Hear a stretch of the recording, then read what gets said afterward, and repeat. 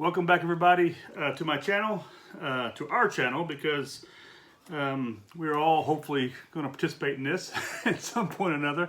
I have been getting a lot of messages from you guys. I really appreciate it. I appreciate the support, and yeah, I really appreciate it. Anyway, today's a Saturday. We had some pretty bad, heavy storms here for Switzerland. And lots of lightning and heavy rain, and we're about to get hit again. I'm looking out the sky, my window right now here in my office, and I can see the weather coming in actually, or passing over, and I can hear it a little bit. So if you do hear some lightning and stuff, never fear, it's gonna be okay.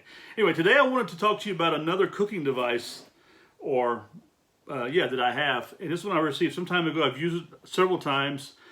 I've never been a really big fan of it because it's quite heavy to carry around, but you know what? It works pretty decently. Now, when I've used it several times with just burning fire in it, and I tried it with charcoal, and I thought, damn, I've been fire is like the last, regular wood, especially the problem you have with dense wood, is just really not the best way to go, because you have to put small twigs in it because it's the size.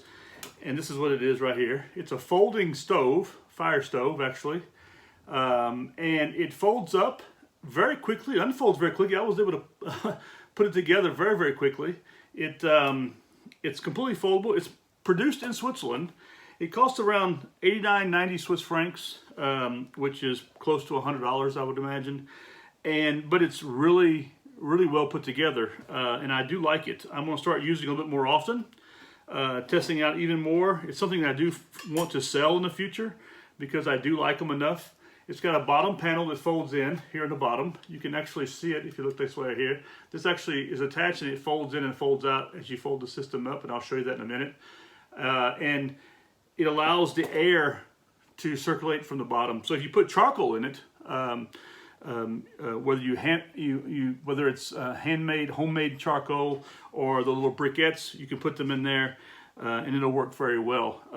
Like I said, the problem with it that I've seen is feeding sticks into it while you're cooking. So if you get a charcoal in it, you get a nice heat that holds on to it. You can control a little better, and it works really well. It works very, very well.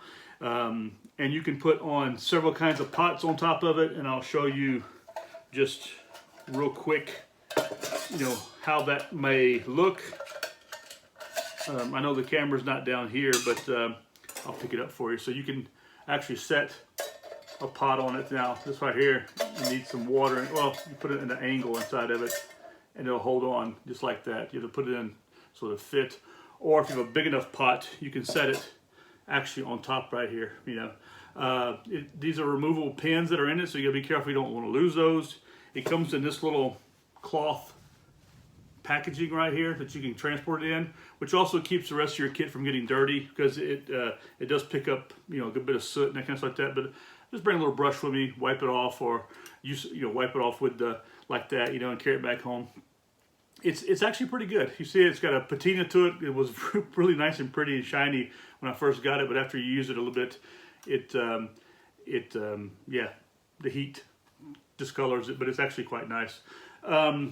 I do recommend this. Like I said, what I recommend you doing is carrying yourself a bag of charcoal, with you in a cotton bag or in a plastic bag or whatever, and just using it that way. It's very simple. It's like a little mini grill is what it is. Nothing extraordinary about it, but like I said, it folds up. It gets your food a little bit off. It sort of like keeps you from having to carry something to put over a fire. And like I said before, sometimes here in Switzerland, you're not allowed to make fires. So what you can do is you can clear off some ground, make it kind of sandy and quite flat, and you can set this on top of it. You can burn what you want to burn to cook, to heat up your water, heat up food. You can actually cook on it, grill on it, whatever. And then afterwards, it has these little small things so you can actually grill on top of it. You can put some hot dogs on it, whatever. Or here's the famous cervella, which is it's like a bologna type sausage, really fat and short, that are very famous here. But it's like made out of what we would say is elbows and eyeballs, or whatever, tongues and asses, but of different meats and stuff. But it's actually, you can easily use it. It has a good ventilation in the bottom, from the bottom and through the bottom right here. And like I said, it folds up very easily. You pull these pins out, and I have them on both sides so it sort of holds on to it a little better. And then you pop the bottom up. The bottom, it pops up like this, you know, and then the whole thing folds in on itself quite flat. And then you can just put it, actually the company is called Original Konzi Kocher, made in Switzerland. Original Konzi Kocher. And I'll try to put that inside of the description in the bottom. Anyway, then you slide your pins back in some way or another. Let's see if I can get them in here.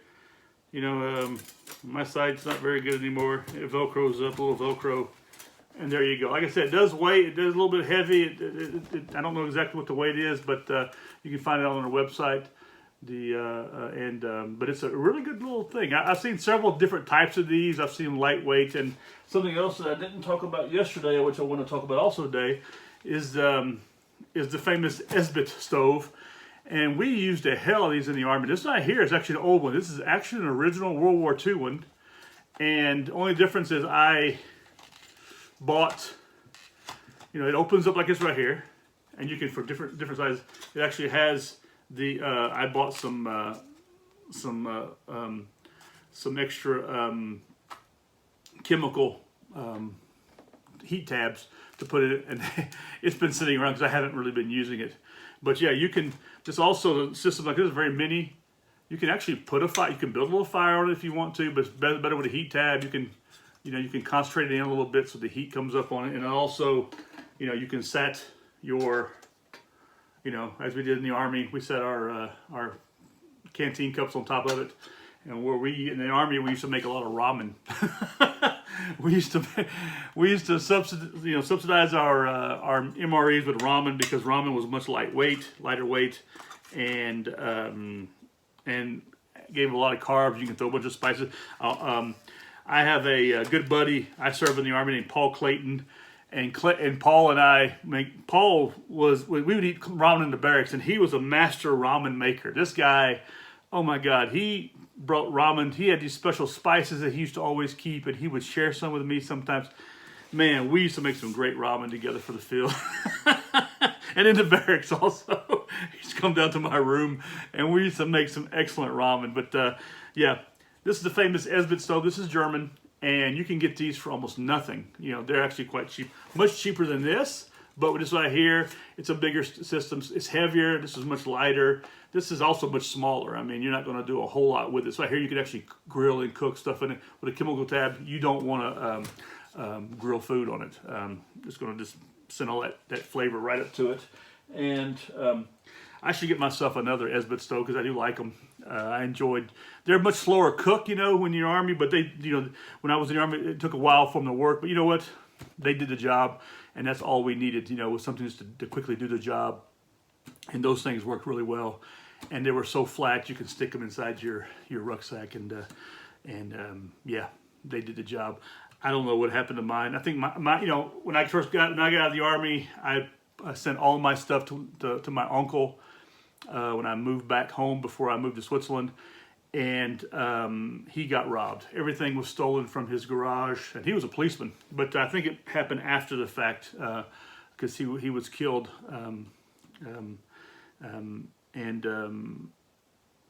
Yeah, my uncle Kenny, my uncle Fred Mafus.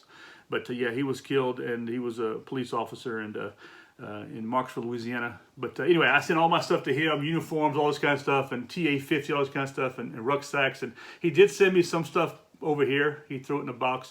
I think a rucksack, something like that, my Alice. And I think I gave it to somebody else because I hated the Alice so much. But anyway, back to our store, back to these things right here. I will come to you more and more with these kind of things. I also found, which is really nice, if I can get it here, I told you yesterday about a system that I have, and this is the system. It's camping gas, and this is a little stove right here, and these were the cartridges, and they plugged in right here, and I use these right here. I use this a good bit also. Had a gauge on it right here for turning on, turning it off. It's called a Rando 360. It did come in, it folds up like this. It was set into the this aluminum pot, and you could put 2 of these in it, so you had plenty.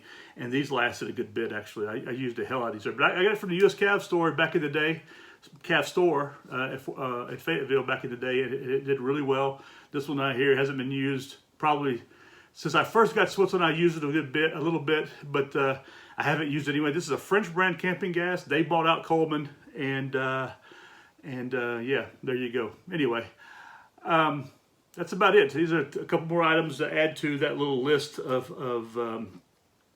cooking stoves. I do have a few other ones. I've still got to find things. I'm still going through things, and I just happened to have fallen across these two when I was looking through everything yesterday and today. But I do recommend this one right here. Like I said, it's heavy.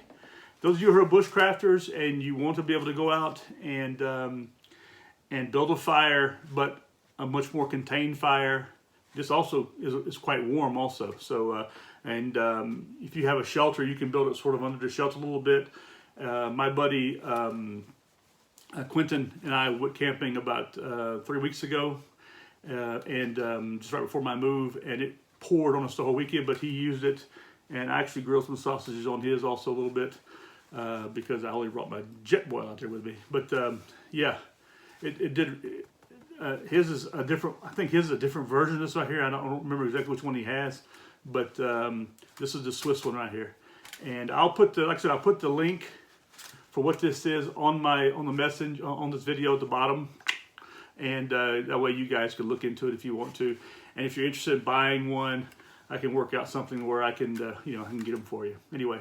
Listen, I want to thank you, and I don't know the price right now. I'm gonna look it up after this video to confirm it, because this has been some years since I've had this right here, probably 5 or 6 years when I got this right here. But anyway, I want to thank you all again for coming to my channel, and I appreciate your involvement, your comments, and your commitment, and I want to continue the message, and I'm going to continue bringing you more and more stuff, either from my office here, and then little by little I'm going to start doing stuff on the outdoors. I'm not much at editing. If you notice these videos, it's a straight shot video. You're seeing the real me, the only me, and yeah, and all my little mistakes. Like my friends tell me, stop touching my hair, stop touching my glasses, which I do all the time. Keep my hands out of my face, which I do. But then you're getting the real guy here, and if I make a mistake, I make a mistake. If you guys can correct me, I'd appreciate that also. But anyway, I want to thank all of you, and I'm hoping to bring you some more videos in the next couple of days also. And like I said, I'm not much on editing and that kind of stuff. So what you're getting is, what I can report directly. It's almost as if it's live. But anyway, thanks again, and I hope you all have a happy today is June the 5th, June the 6th tomorrow. And what June the 6th is, for those of us, those who are living here in Europe and those who are from the United States. I mean, it's a very important day for us. It's the famous Operation Overlord, the D-Day, the débarquement in French, the invasion of northern France, where the Americans, Canadians, and the British and French, along with other countries, participated in the sea and air airborne invasion of northern France and Normandy region. And it's a beautiful area, and if you ever get the chance to go up there, please go up there. By going up there, you're supporting the memorials that are up there also, and they need your support. Now, the first time I went was many, many years ago, and then I went again 22 years ago with my son when he was 9 months old, and my wife at the time. And then I went back again for scouting events some years ago also. And it's just a beautiful area, a beautiful place to visit. The beaches are lovely there. The water's cold, but there's so many attractions up there to see, and so much history to see. And when I joined the Boy Scouts of America with my son, we had our the Transatlantic Council. We have an event every 3 years up there, and it's supporting the Normandy beaches actually. And we go up there and we do stuff to earn money for the foundations, for the preservation, and trying to get the Normandy beaches to become a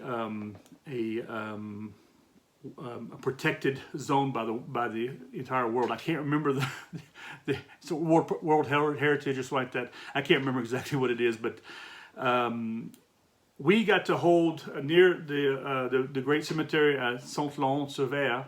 we participated in ceremonies there during that time period, and for the Order of the Arrow, we got called out at the beaches, the bluffs overlooking the beaches there, and we were at Omaha Beach is where this is at, and so I got called out there with Boy Scouting to become a member of the OA, and it was such a great time. Also, I had the chance the last time I was there to help guide, because I speak French and English and some German, and to help guide people there through all the different around the field, around the beaches, this kind of stuff, and just going out there and hiking those beaches. It's a great thing. I mean, I started off when I was there back in 1999, excuse me, when I was there with the family for the first time with my family, my wife and my son. We stayed at the Hotel Casino at Verviers-sur-Mer, and then from there I hiked all the way to Pont de Hoc, which is where the Ranger Memorial is at, where the Rangers scaled there. And in this past year, for the 75th anniversary, the Rangers scaled it wearing traditional World War II Ranger uniform and the more modern uniform, and that's incredible pictures that came out of there. But to go there and to sat there and to look down the cliffs and to imagine just how those men did that, and then to travel around the other parts of the battlefield, and see all the German defensive positions. I definitely highly recommend it. I know this video's gotten off from cooking to that, but I just want to encourage you to come to Europe, and visit Europe. And if we know each other, you can always come and stay with me. I live in Switzerland, and it's also another wild and crazy place to visit. Beautiful mountains, beautiful scenery, and lots of preserved things, because Switzerland hasn't seen war in over 400 years. So everything you see here is preserved, okay? And there are lots of castles and lots of things like that to see here. But anyway, back to this right here. I will get the information for you on this right here at the bottom of this message here, this video. And I want to thank you again for visiting my page and supporting me. And please subscribe and like. We have had a huge amount of subscriptions this week. Over one video, which is just talking about the tactical cool, and I'll talk more about that in the near future also, but and more of those kind of subjects that come up, but anyway, I want to thank you again, and I hope you have a good weekend. And like I said, tomorrow's June the 6th. That's what we got on tomorrow, June the 6th. And I hope you keep that history alive, because it's important that we do not forget that history. It's important that we learn from that history. It's important that we don't repeat that history. Anyway, thank you again, and have a good weekend. Goodbye.